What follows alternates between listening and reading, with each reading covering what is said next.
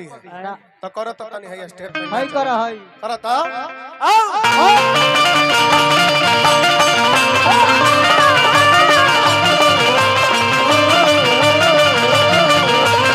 तेरा समाला लइका बुझाला तेरा समाला लइका बुझाला छुआ बिजली के तार कमरियों से पातर बना बुआ हवा कमरियों से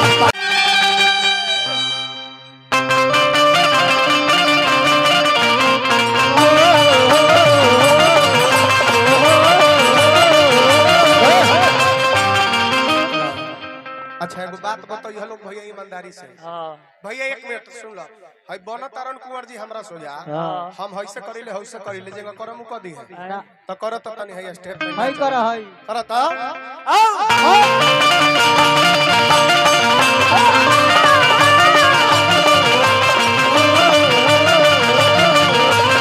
तेरा समाला लइका बुझाला तेरा समाला लइका बुझाला छुआ बिजली के तार कमरियों से पातर बना बुआ हवा कमरियों से पातर बना बुआ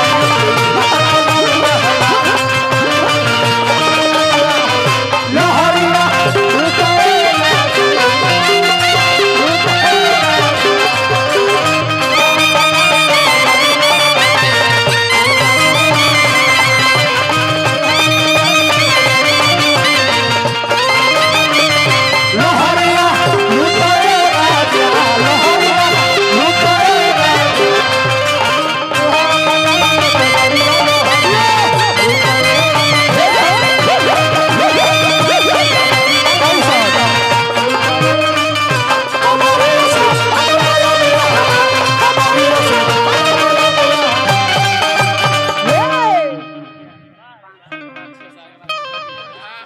अरे आर्मी में भैया कहतन कि प्रदुमन जी जय हो ब्यास ढेर देखनी लेकिन आज और पहिल के बार में फैन बन चुकल बनी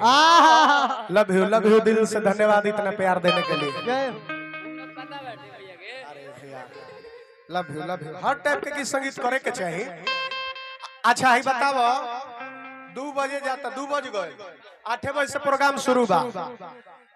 लेकिन ईमानदारी से बताइए लोग कि अभी जन गीत संगीत होता मजा आवता कि ना आहे मर्दवा कमल बास को हमरा सोझा लगले जानकारी वाला ब्यास प्रसंग बताओ त प्रसंग हम 5 साल पहले गावत रहले ताही ना धसम प्रसंग में से उल्टा उल्टा लगी लोग के कुल चीज प्रसंग तो बाद के चीज है का हो रोए अलगिया रोए पलगिया सटे न बुआ ना कबरे लगिया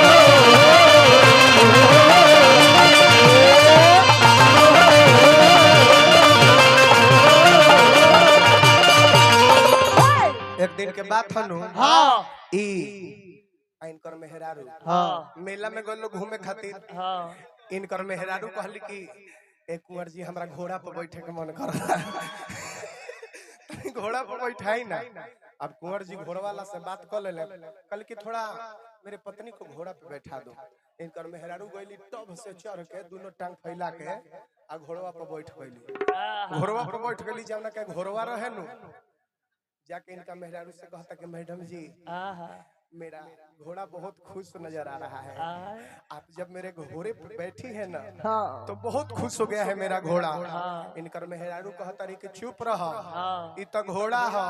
हमरा दोनों टांग के बीच में हाथियो आवेला तो वो खुश रहेला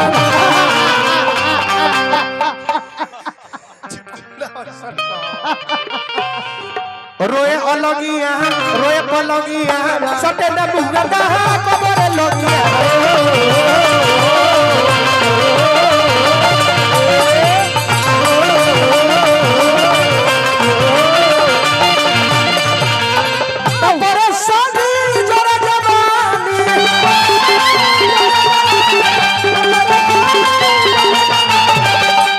और होत का बा का होता होता जवानी में कार कमरियों से पर बना मुआ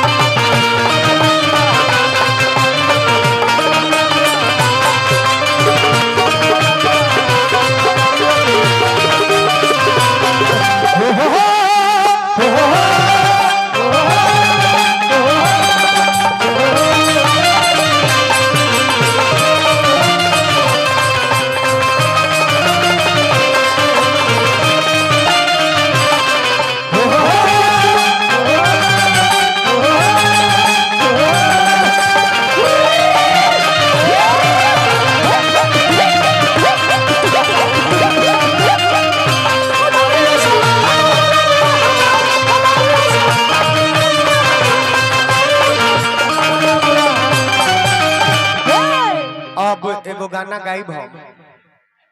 बेवफाई एकरा बाद में उड़ के अलग हो जाओ।